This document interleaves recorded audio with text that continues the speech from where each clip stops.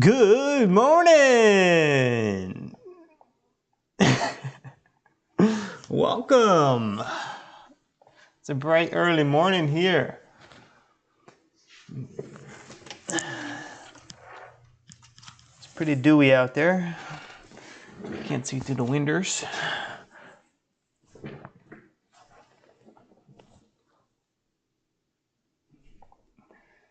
Good morning.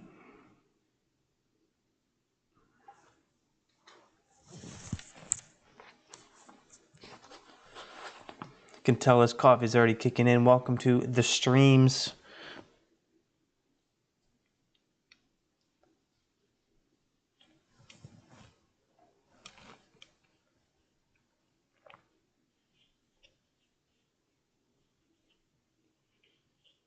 Yo, what's up, Josha?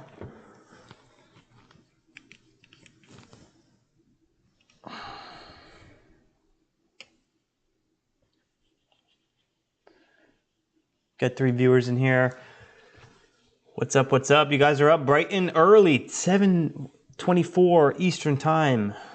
Still got 2 hours to the market open. You guys are up nice and bright and early. Early bird gets the worm. We might be able to get some action here. Grab, that would have been a nice short. I don't know why I didn't short that. It's easy to borrow. That would have been a nice short, risking the highs there. 1.75 billion share float, says Josha. That is a crazy float. What the heck? Small cap. Definitely not a small cap. Moving like one, but not a small cap. That's why you got to be careful. It's a road and rail stock. So similar to rail, the just says right now 3.8 billion shares outstanding. That would have been a great short up here actually, but easy to borrow. So could get some shorts on this. I could go short on this if we do see some opportunity right now. I don't know what we're going on here. So we have grab. The rail was another one similar to this. Rail and what is it? Oh, this is machinery. So I don't know, freight car. And grab is rail holding as well. So similar pattern as you can see here, grab and rail. So similar pattern, but today rail is not doing anything. So grab here moving up on Q3 results. We'll see what happens here. Looks like we're getting a little bit of a bounce here off the lows. I think it might be worth it to trade small size, even though it's a large float.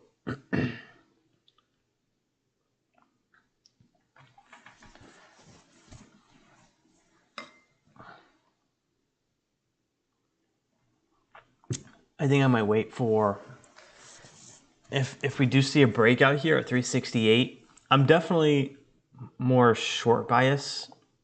If it's easier to borrow, definitely more short bias. Major resistance up there at 4. If we see a false breakout here at 368, I will go short. But I'm not going to go short here. Now we're back over to 9, so I don't know. We'll see. But not too excited. Don't have high hopes for grab to be my main squeeze of the day, my main money maker. Hopefully seeing something different pop up today. Big news today. Big news. We have 400 subs on the YouTube channel. Huge accomplishment. This is I've had like 5 or 6 YouTube channels so far. This is definitely my biggest one yet, and probably the one I'm going to be sticking with. I've had channels in the past. I used to do like prank channels in high school. I did prank channels. I did gaming channels. I did just self-help channels. What else did I do? I did short movies as well. So I had a lot of YouTube channels, and all of them I kind of just lost motivation to keep posting. Except my gaming channel. I did have a gaming channel in high school, and I loved it, and I was like getting so much success. This was back in like 2012. I was in high school. I was playing like Modern Warfare 1, Modern Warfare 2, Black Ops 1. Back in those days, where Call of Duty was the biggest game of the gaming industry. And I was right there at the right time, in the right space in the gaming industry. And I had a gaming channel, and it was starting to take off. I was getting subs and subs and subs. And this was before you can stream on like just through the gaming system. You had to actually go out and buy a capture device and hook it up to your system. So it was a little bit more of a barrier to entry. So it was a lot less gaming channels out there, so there's less competition. And my YouTube channel is taken off, and for gaming, Call of Duty, and I wish I would have stuck with it, but the word got around in my high school, and people started making fun of me for it, and you know, I caved, and I deleted it. I was so embarrassed, but you know, in looking back, I should have just kept doing it and just like didn't really care, but I don't know, I was a different person in high school for sure. Definitely more worried about what people thought of me, and it caused me to delete my gaming channel that was taking off. I was doing so well, and I was so excited, and I loved gaming, but I'm still, like, I always think about it. I'm like, dang, like I should have stuck with it. You know, where would I be now? 7 years later, 8 years later, with a gaming channel, I would have millions of subs right now, easily. Because I was in the industry at the right time, when it was just in its full swing on YouTube gaming, and the gaming industry on YouTube.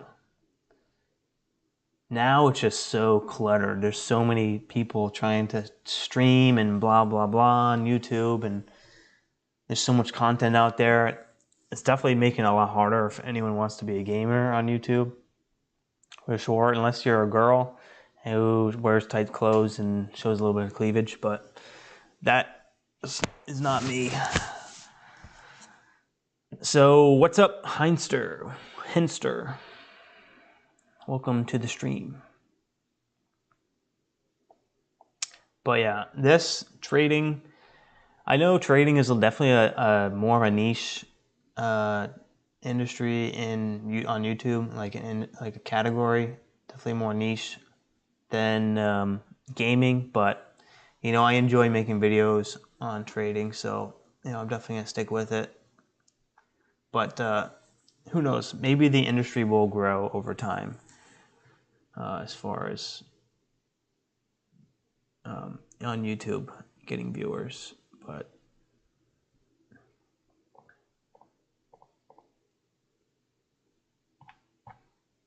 it really shouldn't matter. It really shouldn't matter about the industry. If all that matters is if you enjoy the topic, if you enjoy the niche, if you enjoy making videos, that's all that really matters.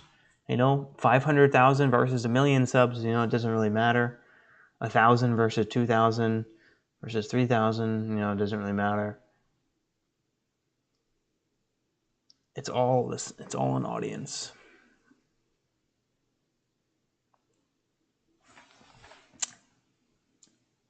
What's up, 5 viewers? What's up? You guys are up bright and early, 7:30, 2 hours before the bell. You guys are dedicated. If you do this every day,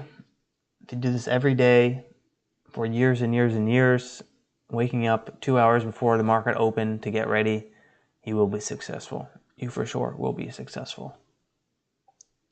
Definitely have been slow.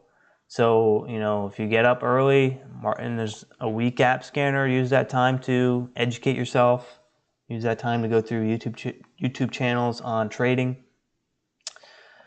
Lots of educational content there out for free on YouTube.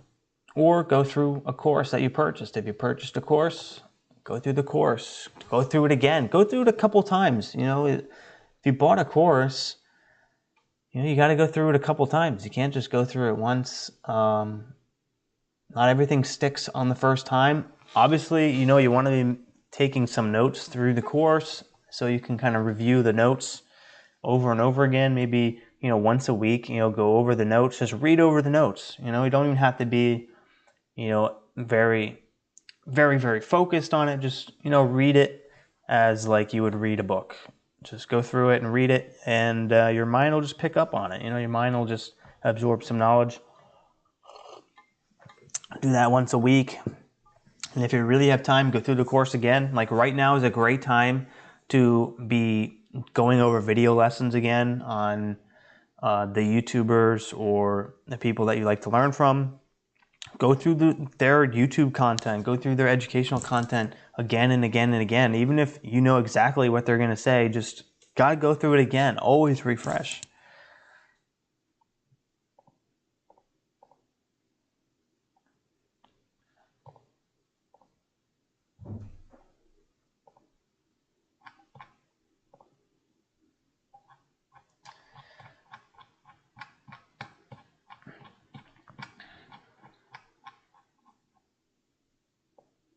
So again, I am active in the Triad Trading Lounge on Discord. The link will be in the description. We have 33 members here in the Triad Trading Lounge. I am active in it every morning, Monday through Friday. And sometimes I pop in on the weekend to see if anyone commented or posted. We also have a new tab. It's called Latest News. So I set up a bot that is going to automatically post news from Benzinga. So anytime Benzinga posts something, it will update on my Discord, and you can read through the article.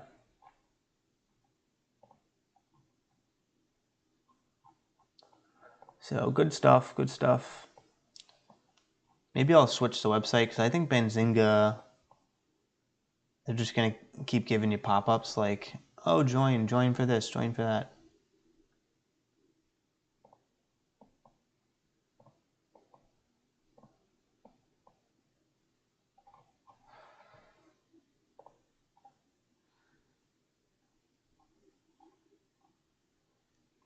I hate getting pop-ups when I'm reading something.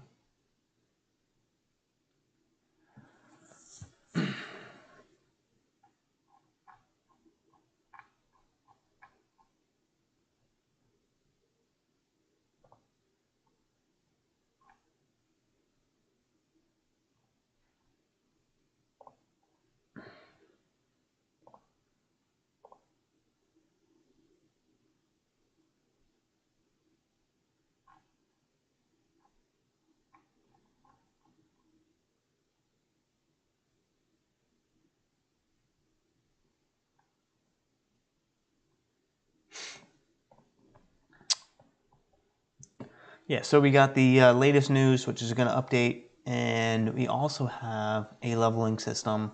So the more you are active in the Triad Trading Lounge, you can level up.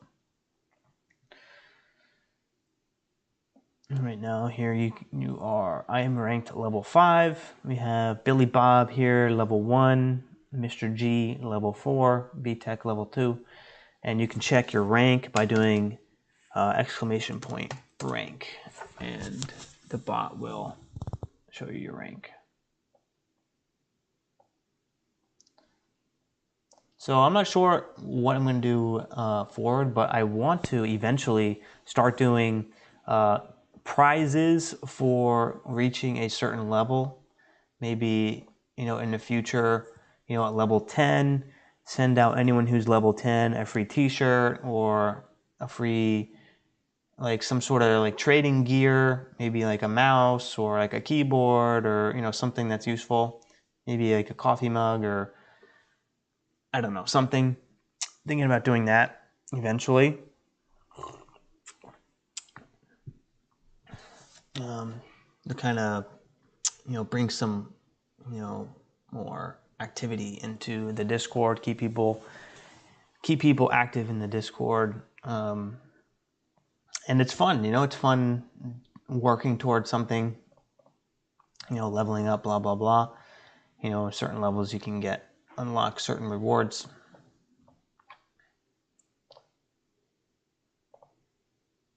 So I've been kind of playing around with that idea as well.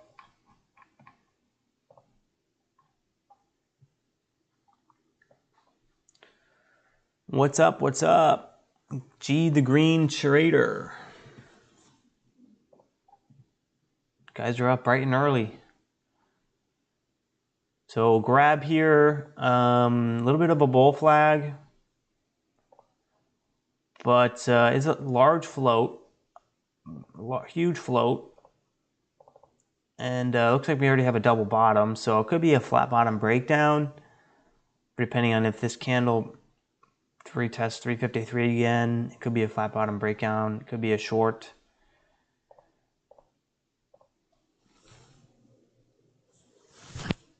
Or we could break the trend, this bull flag downward resistance, retest 63, maybe retest 68. I'm leaning short, but if I take a short here, the potential flush down only like a 3-cent potential reward here, because we'll have maybe some support down in here. So I would like to wait for the retest of at least 63 or 68 to get in for a short.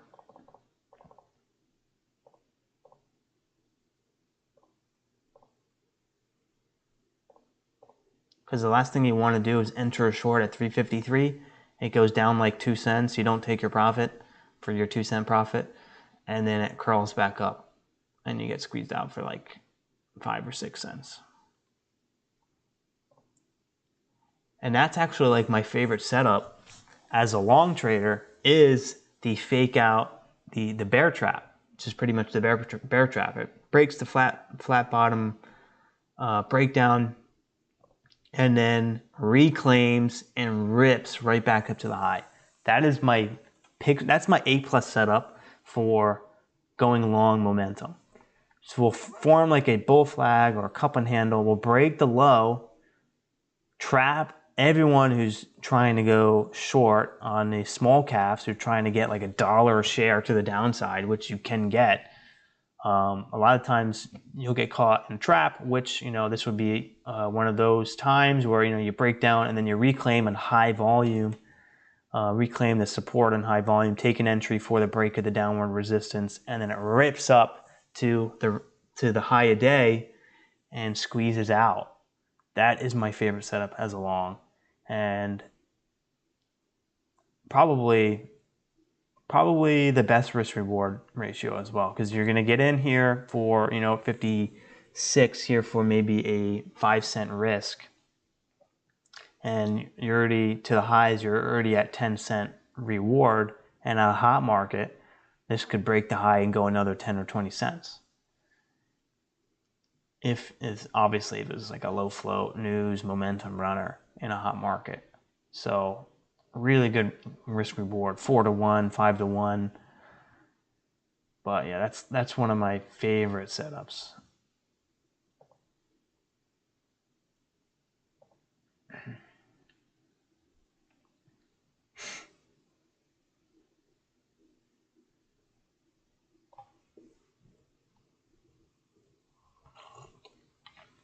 But yeah, you'll either get like one candle that flushes and then it reclaims and there's a bottoming tail within that same candle, which is a good signal, or you'll get a one big red candle and then the next candle will just be a super strong green candle like that.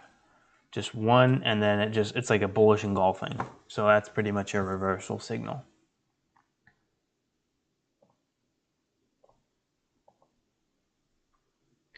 But we haven't seen something like that in a long time. A lot of times it breaks down and it just keeps going down. So that's why I don't really anticipate that anymore recently. Recently, I've just been trying to just scalp like 1 or 2 cents off the top, trying to get some sort of green. But yesterday, I was only like green at $12. We had Peggy, but I was just so shaky here. Like, I didn't really want to go for this breakout here. I really thought it was just going to like reject hard. But we did go, and then we chopped up here at the highs and then started to fade.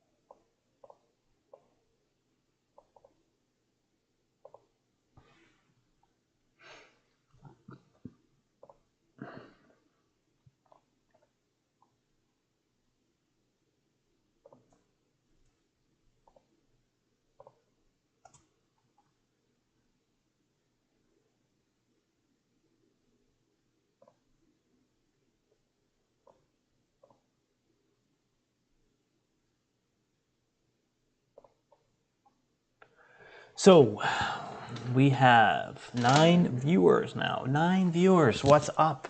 Now we dropped down to 6. 3 people just left. But we got 6 loyal viewers in here. Sweet, sweet, sweet. Right now it is patience for a good stock. Let's take a look at Grab again.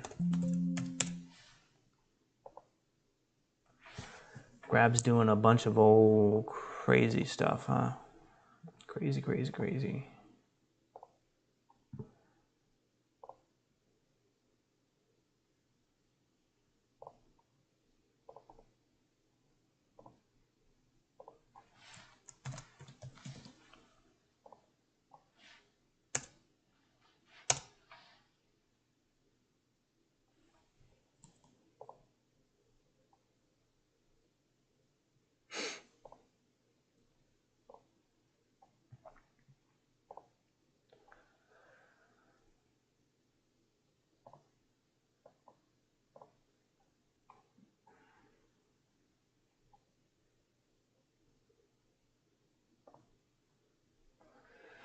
So Grab is not grabbing my attention. Definitely not grabbing my attention.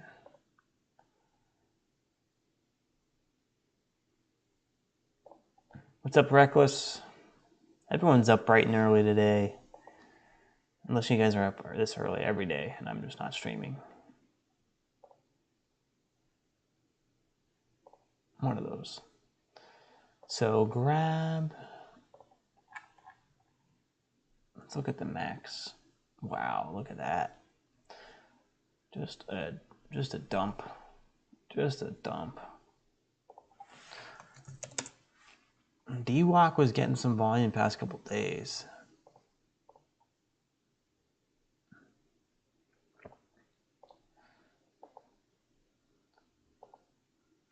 So DWAC is at 26.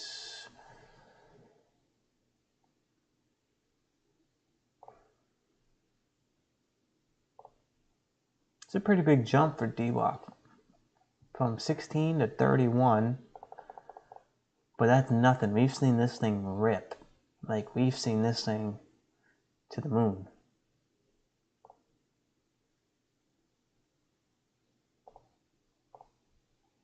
Wow.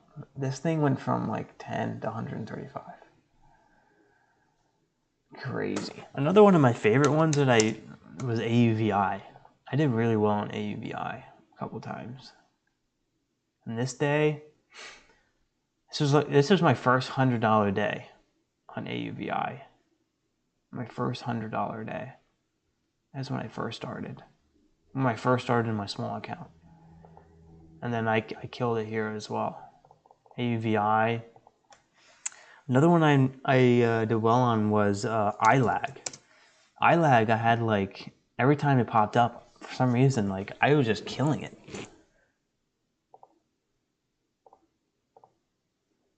These days back here, I was green on both of those days. I think maybe one day I was red.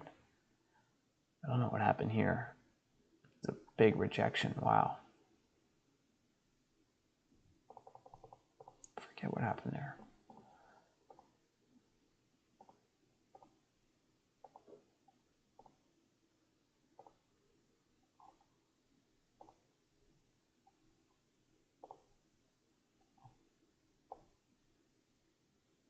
Oh yeah, this was this day. Yeah, this was the day that I was red. That was I remember making the thumbnail. It's like, oops, I bought the dip. Straight up, straight down. Wow, this one was crazy. This one, some guy made a video on YouTube that he lost $1 million. He has the video up, you can find it. So he pretty much was in short. He got in short like down here as it was breaking the low. I don't know, I guess he thought it was just gonna start fading. And it started to turn around, halt up, halt up, halt up. He didn't cover. He just let it go. He's like, it's got to come back down. It's got to come back down. Just kept going against him, kept going against him. And he cut it literally at the top. He was like, all right, that's it. I've had enough. I'm cutting it. He cut it at the top. And it came all the way back down. And he lost $1 million. I couldn't even mentally fathom what the heck he just went through. Like, that is beyond my comprehension of losing $1 million like that. So that pretty much fueled this entire squeeze. I'm sure a lot of people were actually caught on the other end because he wasn't covering until up here. A lot of people, I guess, were on the wrong side on iLag. And, you know, I saw this thing and I was like, all right, this thing just went from 5 to 12. Like, I have to buy the dip. Bought the dip in here and it just kept selling off. I was so stubborn on this thing. Let's see if it shows my trades. Yeah, I was so stubborn. It was all small size, thank God. But yeah, I just kept trading it all the way down. Like, trying to buy I'm like, it's gotta bounce here, right? It's gotta bounce. It's gotta bounce. Come on. And I was just so stubborn. Here I made like a nice profit, 20-cent profit. And then I just paper cut, paper cut, paper cut, paper cut, paper cut, paper cut, paper cut, paper cut. Lost all of it. So that was that day. But that was not like iLag. iLag, other than this day, every other day it did hold and at least tried to make another run. Like here, it held pre-market, ripped from 4 to 7. Here, held pre-market and ripped from 2.6 all the way up to 4. Here, held pre-market, ripped from 320 to 440. So this was definitely an anomaly for iLag. So I'm not too, unhappy that I was red actually, because that price action doesn't happen every day. I'm just really excited for this next wave of momentum. It's been kind of getting grindy, just waking up and just looking at this gap scanner. Like, this is my gap scanner, FSRD. FSRD, this thing is 14 cents a share, and barcoding, you can't really trade that. We got GMBL. GMBL, it's another one. This one also 15-cent stock with no volume. Lizzie, traded this one. This one has been a former Gap and Go momentum stock. We traded this one in the past.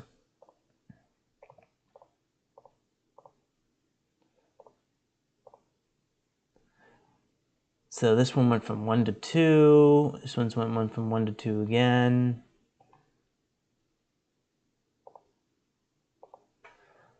I guess a lot of gap and craps on this, huh? A lot of gap and craps. It's up here.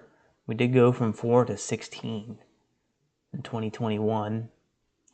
That was, I'm sure I traded that. That was right around the AUVI, but I was really new 2021. This was when I was still trading a small account. I was making like maybe $100 to $200 a month in my small account.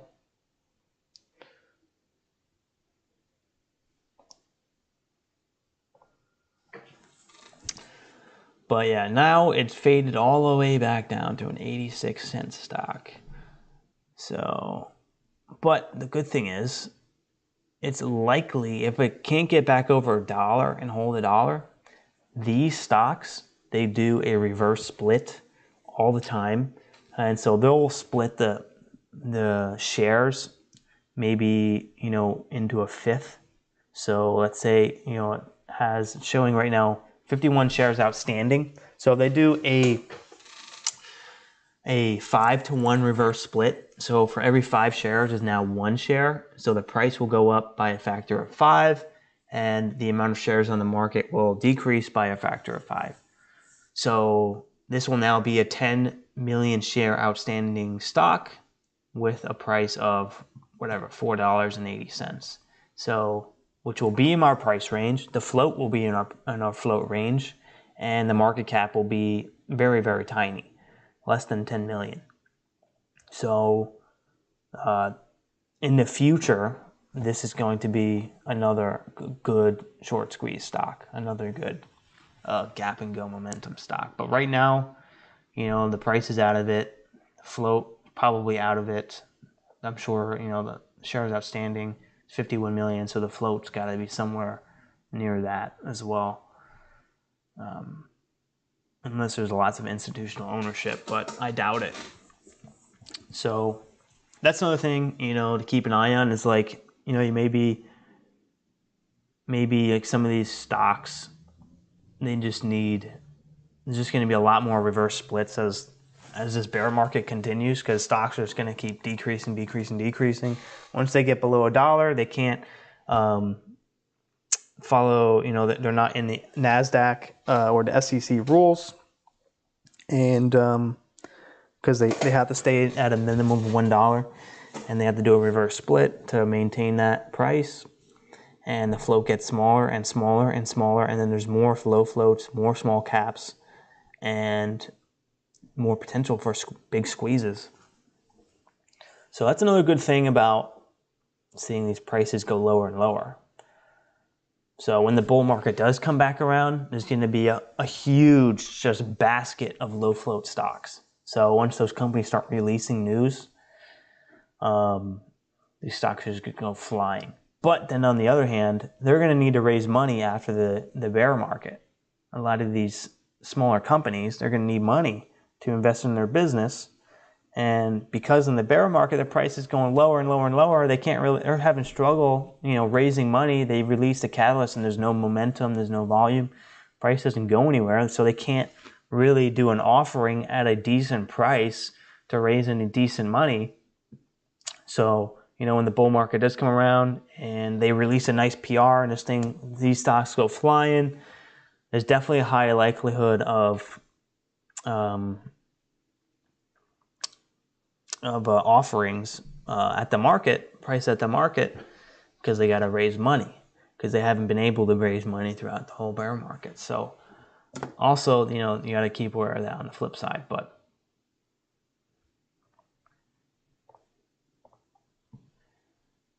right now, we don't even have anything. So much less a decent A+ setup at all the past few days. So it's just about, waiting for that next wave of momentum. What's that other stock again that we were looking at? Grab. Grab is getting into barcode territory. Barcode territory.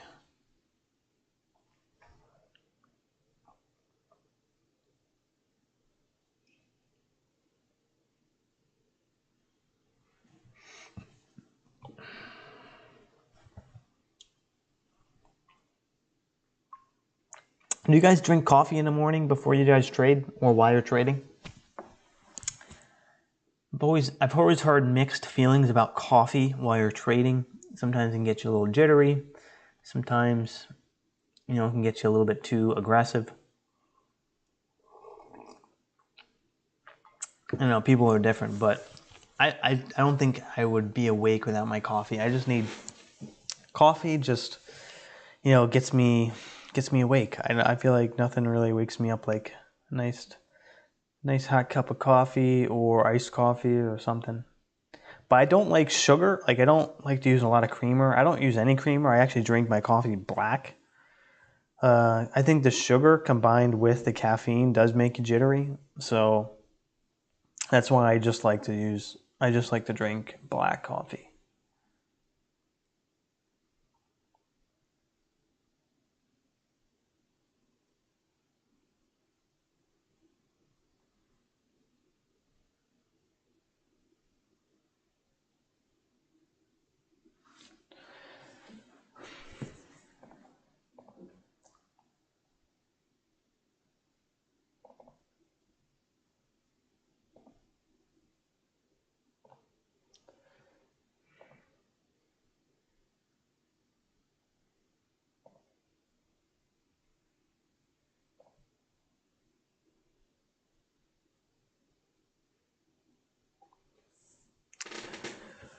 Well.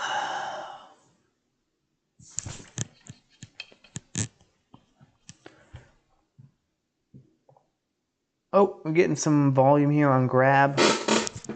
I'm getting some volume.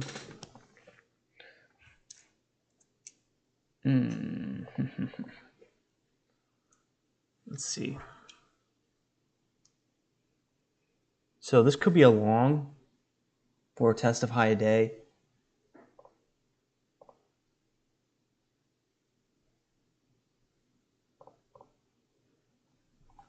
Oh, man. The thing about these large floats, it's really hard, much harder to read. So now, it looks like it could be a false breakout on the 5 minute.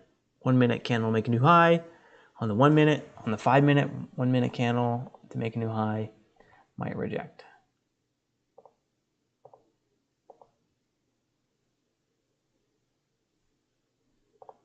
$30,000. I'll throw in a long there at 64 because we have a 37,000 bid at 62. So I'm pretty much risking 2 cents here for the high day.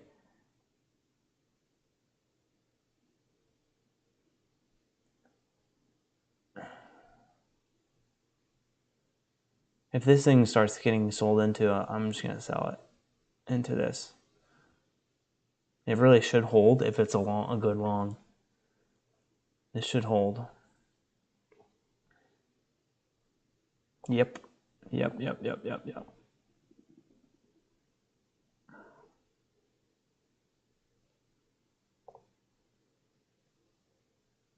if I can get out at 62.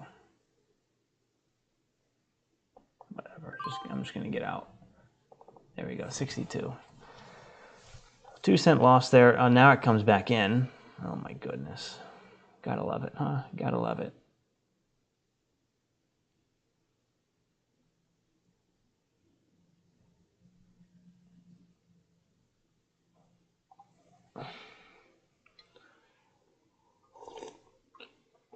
So I wonder if that must have got filled. Yeah, look at on the tape. You can read it on the tape here. 801, 362, 35,000 shares. So it did get filled on the sell side. And then I guess another 35,000 order came in. So somebody's accumulating some size here at 62.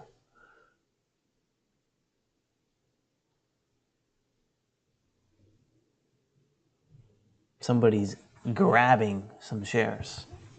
Pun intended. Pun definitely intended. Somebody's grabbing those shares. Oh, man.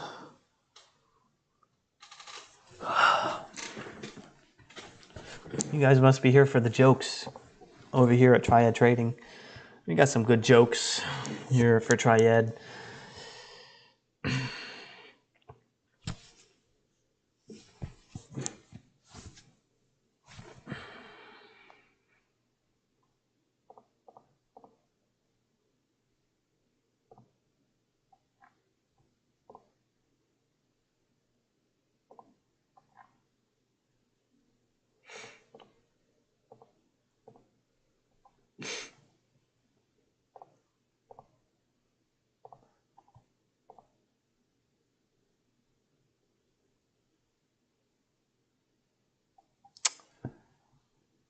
Well, what an exciting morning.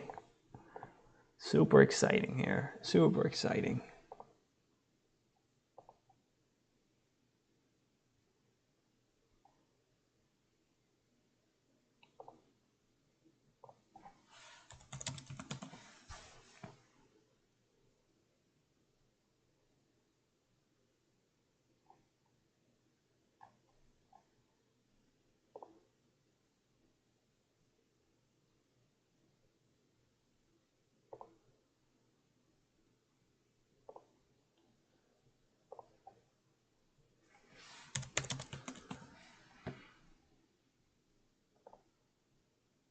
This is how I feel right now. This is how this pre-market feels. This is how I feel. Where's the momentum? Where's the momentum? Where's the stocks? Come on. Damn it.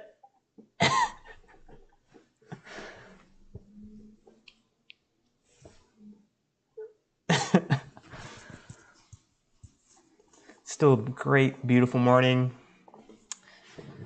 I definitely enjoy waking up early. For some reason, I don't know. Waking up early, just feels like you're really taking advantage of your day. I don't like when I used to sleep in high school and college. I would sleep in till like 1 o'clock in the afternoon. I would stay up all night playing video games till like 1 or 2, 3 in the morning, and then I would sleep in till like 1 p.m., 2 p.m., some days 3 p.m. That was my schedule, and definitely, peace out, Josha. Head to that 9 to 5. You're not missing anything here. You're actually going to make more money probably at your 9 to 5 today. There's really nothing here. So, yeah, definitely, a great stretch in the market where, definitely head to that 9 to 5. Grind on some other areas where you can make some money. Get a job. Maybe even work go 2 jobs in. Get like 2 jobs, work for a couple months. Just grind out, and come back when the market's hot. Quit that job, come back when the market's hot. But yeah, Josha, see ya. Have a great day at the 9 to 5. You're definitely not going to miss anything here. But yeah, what was I saying before? I used to sleep in. High school and college, I was not a morning person. I would stay up all night playing video games, and then I would wake up at 3 p.m. I would eat breakfast at 3 p.m. I would eat lunch. I wouldn't even eat lunch. Then I would eat dinner while I was playing video games from like 3 p.m., 3:30 p.m. to 3 a.m. again. That's what I would do every day. Every day, Call of Duty, zombies. I would get in those hacks and just camp, killing them zombies for like 12 hours a day. Did that for a couple years. And I never felt really too good about sleeping in. That's the one thing. Sleeping in just felt like I was wasting my day. It's like, even though I was wasting my day playing video games, I felt worse because I was wasting my day sleeping all day. But I ended up really liking waking up early. Like, I've been recently after college, just something about waking up early just feels good. I think it's just like when I feel like I'm supposed to be waking up early in the morning. It feels right. Going to bed at like 10 p.m., waking up at like 6 a.m., that's like a great schedule for me. I love waking up early. It's nice and quiet, peace and quiet. Everyone else is asleep. You get to just focus all of that fresh energy after waking up, that fresh, I wouldn't say energy. A lot of people are not energized when they wake up. Sometimes I'm not energized when I wake up, but that fresh focus, I mean, when you wake up and you're not have made, you not have a whole day of decisions made, a whole day of duties done where you're tired. When you wake up and your focus is fresh and you can just work on your work, trading or researching, doing your studies with trading.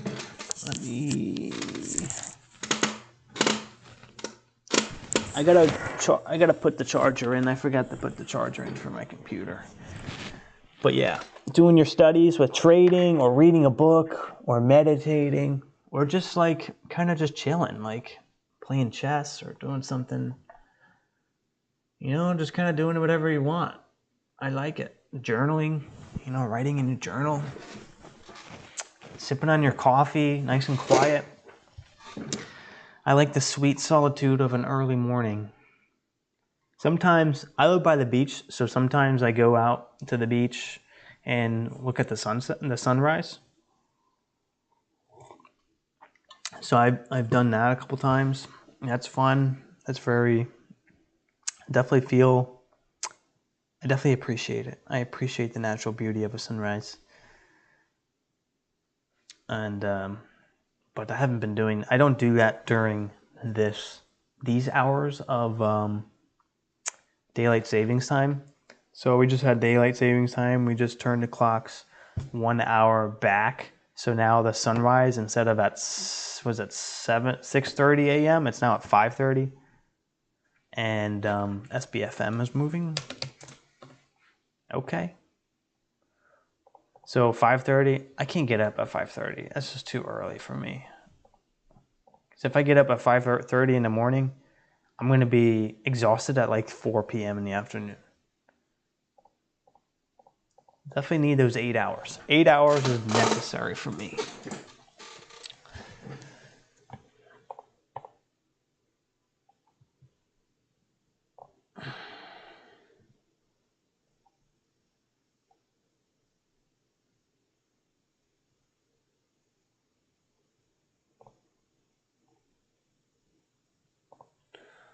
So SBFM, let's check out the news here. So enters in a collaboration agreement with leading lipid nanoparticle formulation company for its K1 anti-cancer mRNA project. Okay. Let's check out the level 2.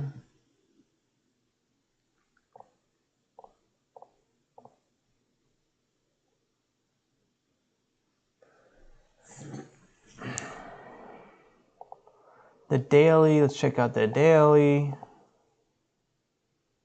So we got some resistance up here at 33.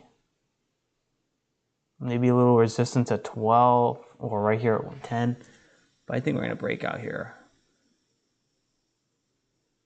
What? Why did it not go?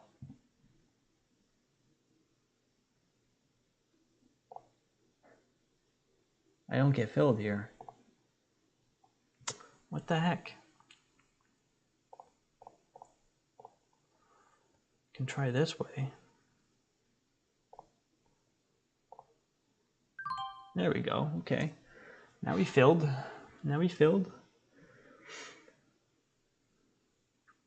So tight stop and break at 10.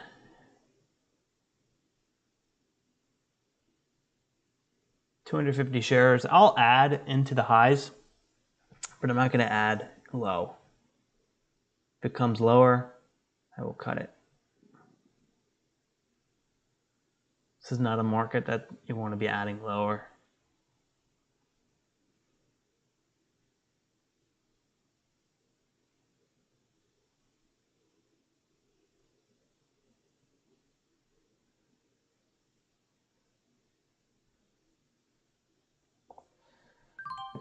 Okay, it's cut at 105. Now it's at 103. Now it's at 102. Now it's at 101. Good cut on my part there.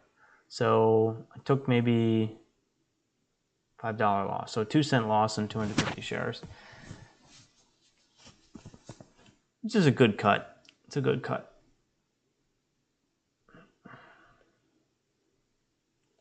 So my strategy there was holding this breakout here at the highs and then breaking out at 110. You had a little bit of 1-minute bull flag there. If I hesitated to cut there, that could have just been unnecessary.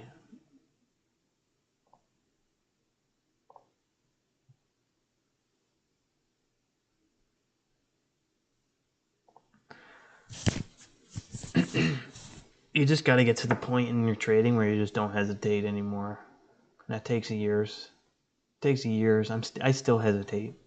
I still overthink, and I miss trades, and I cut my losers too late, and I add to a winner too soon, and then it comes back to my entry, and I turn it into a loser.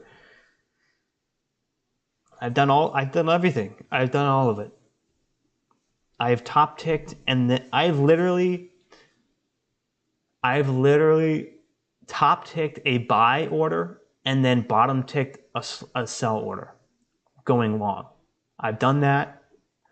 I've got caught in millions of false breakouts, bottom ticked the false breakout while I see it just run on the next candle back through the highs. I've done that. You know, I've gotten caught in every single thing that this market could throw at me, and I'm still here. And I'm fucking still here. This market will not beat me. I will survive. And every single time that the market just knocked me out real good, and I was frustrated and I hated it and wondering why the market could do this to me, I still came back. I came back and I made back that loss and more. So I think traders quit because this shit happens to them where they top tick, they buy at the top, they literally top tick it, and then they bottom tick the low, and then it runs without them. If most people can't go through that without quitting, it is so frustrating. Like I'm sure you don't understand. If you're here, I'm sure this happened to you. But man, like if you can survive that and mentally just cope with that and get through that frustration of that happening, there's nothing else that can happen to you that's worse. That frustration is like the most frustration you're going to feel.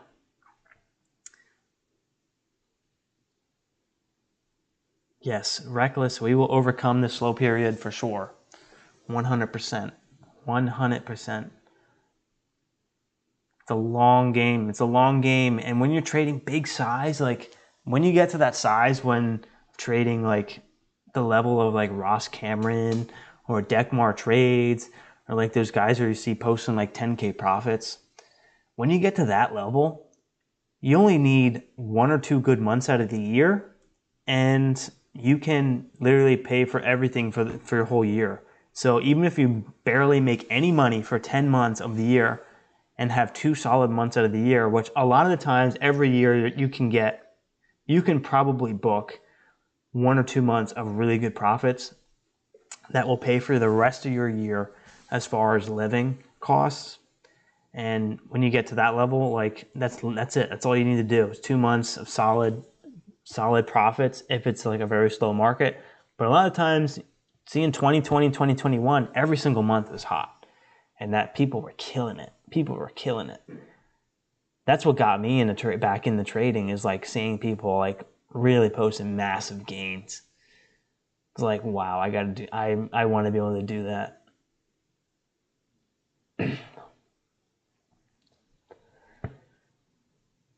But yeah, once you get to that level, it's a different story. You can weather any slow period because the hot market always comes back around. You know, you may have a couple months of slow period, maybe 6 months slow period.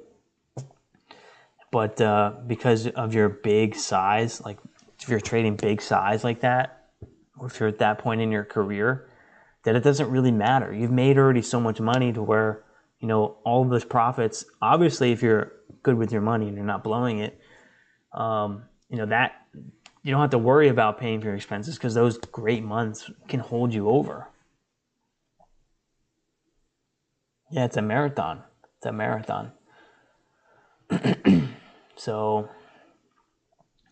it's just about mental toughness right now. Mental toughness right now. And I could tell a lot of people already quit. You could tell a lot of people already quit because on YouTube there's a lot less you know, growth as far as the YouTubers. Like Ross Cameron, it took him like 6 months to get, was it like 10,000 subs to get to that 1 million mark? He was at like 990,000 subs for like the longest time. And he was taking so long just to get 10,000 subs. But when the 2020 market came around, 2021 market, he was growing. I started watching him. He was at like 500,000 in 2020. He jumped to like 900,000 in a year. He'd pretty much doubled in a year with his YouTube channel. But now market is so slow. It took him forever just to get 10,000 subs. He was like, I remember him saying, it's like, wow, like I can't believe I'm trying to get this 1 million mark. I only need 10,000 subs, but nobody's watching YouTube videos about trading anymore because the market has shaken so many people out. People have quit day trading, but those people, the market's going to heat up again, and they're going to come back to trading. They're going to be like, oh, trading is back. Let's get back into the markets. Let's start trying to make some more money in the markets. And they're not going to be any better of a trader than when they quit back in 2022. So they're not going to be able to really capitalize on the next bull market. But for the traders who can survive and trade through, not even survive, like you don't even need to survive with this. Like you can have another job that can help you survive. But if you can trade through this and you can stick to your education and keep getting better through this market, then you're going to be a way better trader when the next bull market comes around.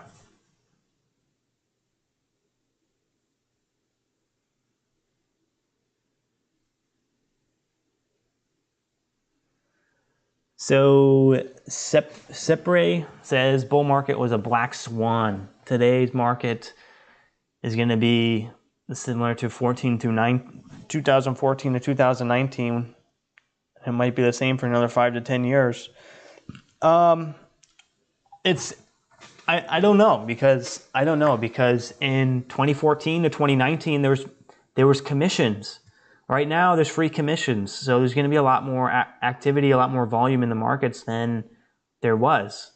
So I'm not entirely sure if it's going to be the same as 2014 to 2019 for 2020 to 2030.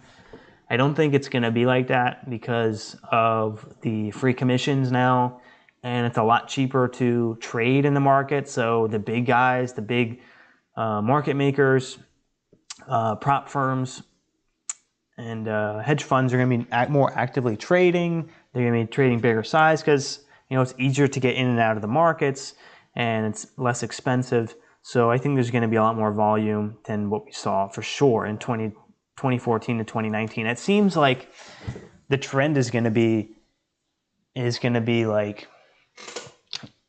as time goes on, the bull markets are going to be more and more volatile, and the bear markets are equally going to be more and more volatile because of the easier access to the markets. And of course, as inflation goes on and the price of our dollar, or sorry, not the value of our dollar, the dollar increases in relative to the dollar. So let's say like a dollar 10 years from now, it's going to be worth $2 in today's money, there's going to be more volatility because of the larger numbers. I would say, because similar to like if you trade like a $1 stock versus a $10 stock, there's a lot more volatility in a $10 stock.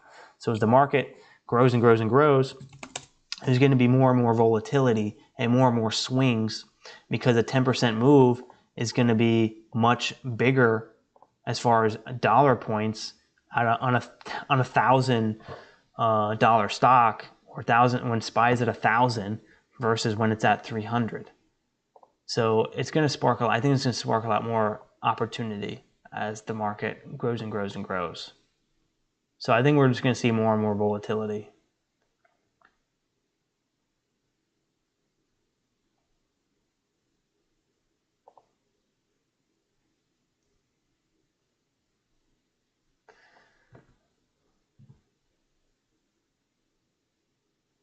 So we'll see. I don't know. Time will only tell for the next 5 or 10 years. I definitely hope not, that it's not slow like that, like 14 through 19.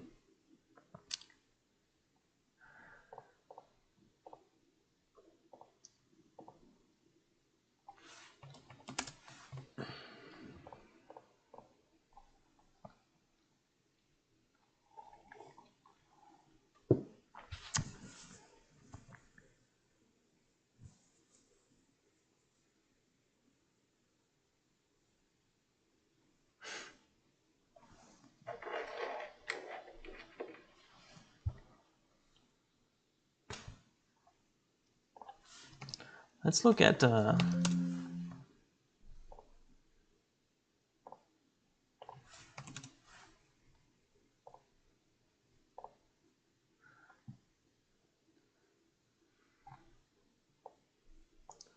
you can sort of see in 2009 a lot of volume, kind of sparked a lot of volume that we've never seen before in the markets. I think, 2020 there was not that much volume compared to 2009. So a black swan, yeah, it definitely was hotter than the market's ever seen before since 2009. But I think the volatility is going to get bigger and bigger as time goes on. It's back here, we didn't see much as far as volume in the market. And then we had this huge spike, and then it starts to fade. Then we have, little spikes here and there. 2020, it's barely anything compared to this.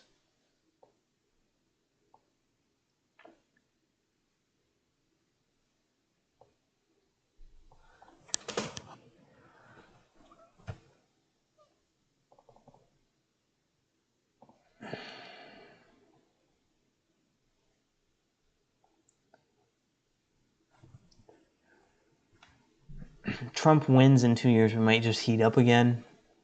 Yeah, in 2 years, I would like to think the bear market would be over in 2 years.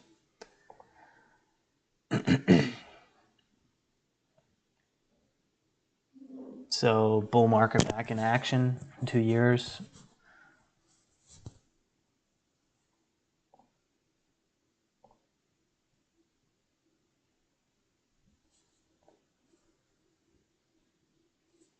I really don't think this is the low on the spot and on the markets. I really don't think it's the low.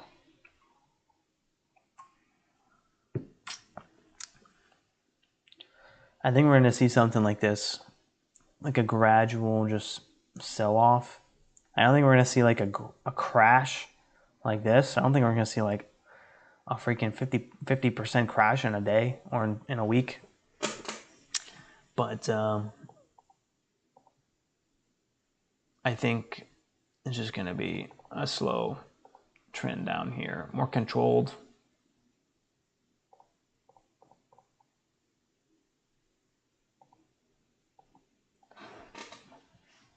Would I ever switch to LC and options? I don't know what LC is. LC.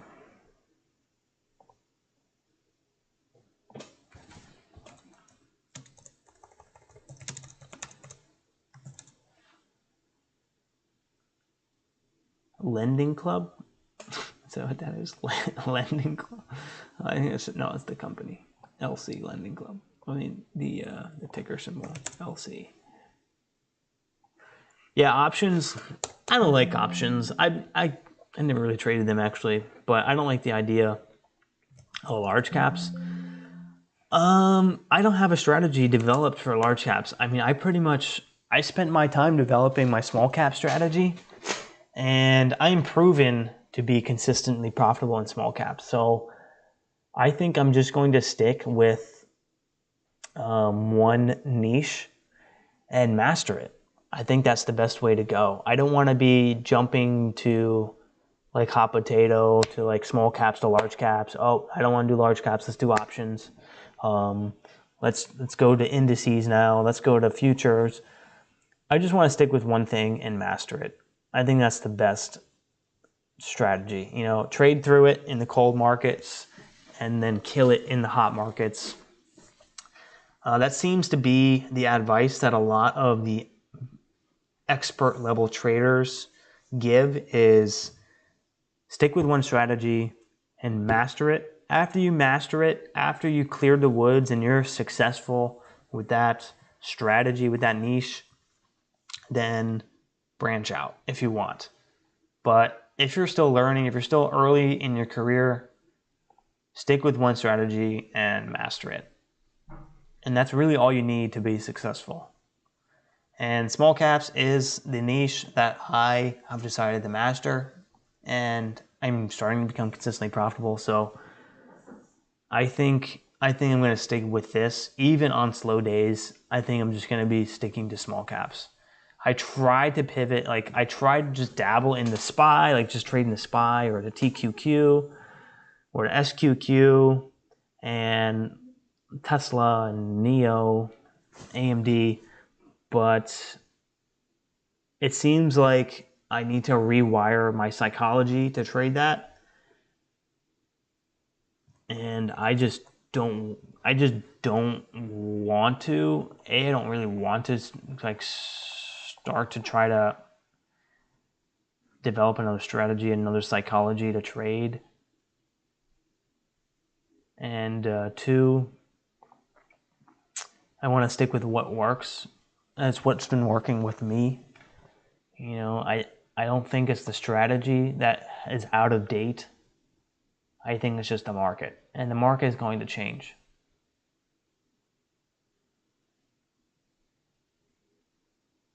So I just want to be sort of like Ross Cameron, like he trades small caps even through this market. He has never once touched the SPY since the market has gotten cold. He's just traded through the cold markets. And I think that's why he's such a good trader, because he just stuck with one thing.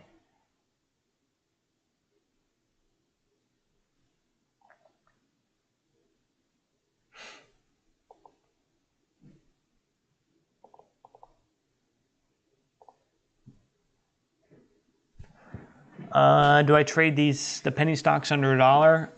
I will trade a penny stock if it's over like 50 cents, because a lot of them tend to run up to the $1 mark, because the $1 mark is the target for most of the penny stocks to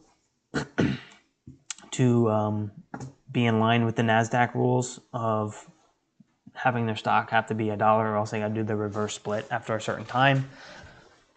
So that's a good target, you know, trading with the penny stocks over 50 cents. But if they're so far below like 50 cents, it's very unlikely that the stock is actually going to run up to like $1. And then you got to, you know, manage your risk. And with those penny stocks, it's very much harder to manage your risk. Because 1 cent, 15 cents to 14 cents, or 10 cents to 9 cents, that's already a 10% loss. 10% loss. It's already a 10% loss on those penny stocks just by 1 cent. So it's much harder to manage your risk. And then you got to deal with fractions and fractions of a penny. And you got to make sure you've calculated your position size correctly, which can be a lot harder than you think.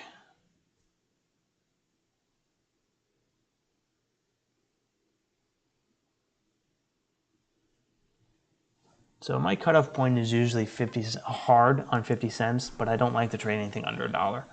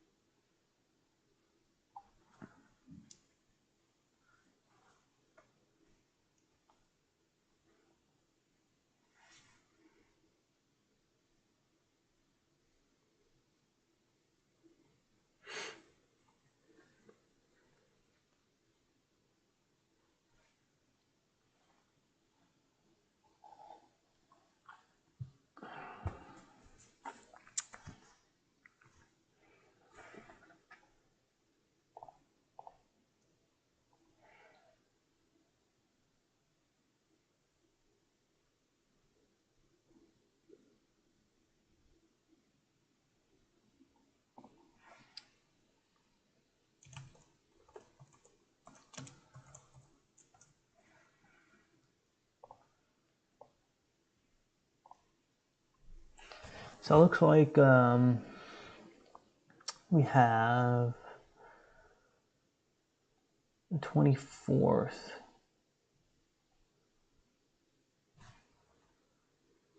So the 24th is going to close early.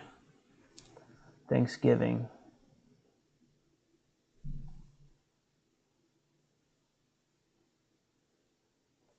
And then Monday we have off for Christmas on December 26th.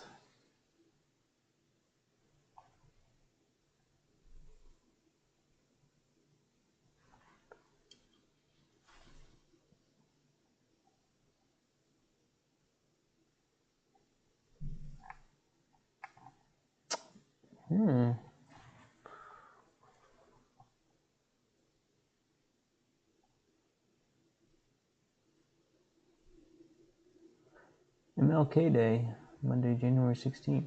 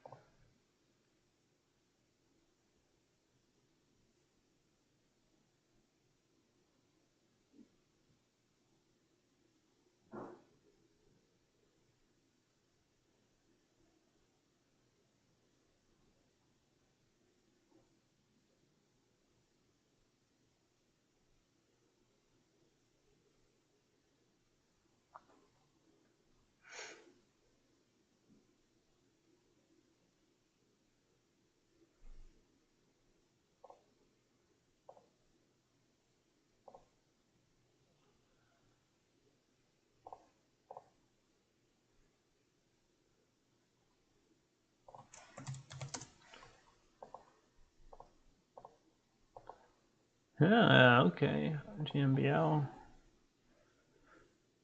Shit. Grab. It's the other one, right? Grab.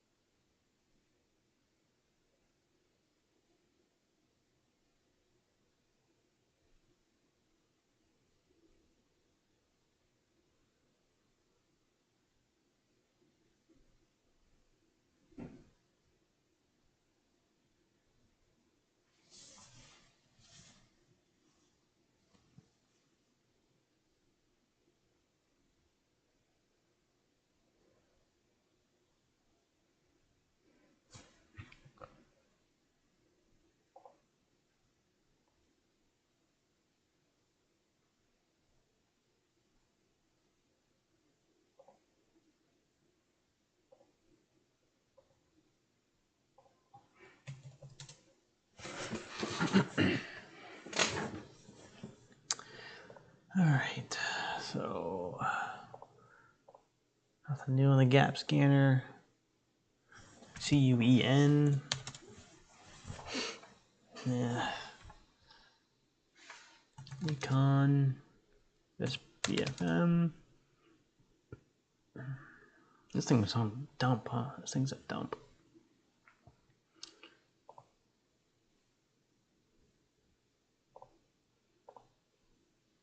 Maybe we'll get something at 9 a.m.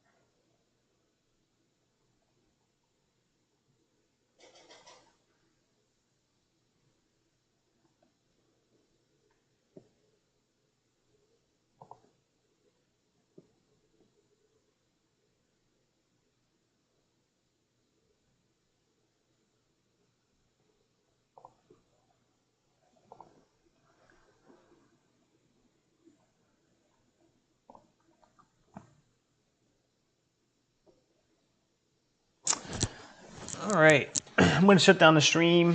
Let me go get some breakfast and prepare for the market open. Right now, there's just nothing moving. So I'm going to go shut it down. Thanks you guys for tuning in. Check out the links in the description. We have the Discord as well. You guys can join. I'm active in it every day.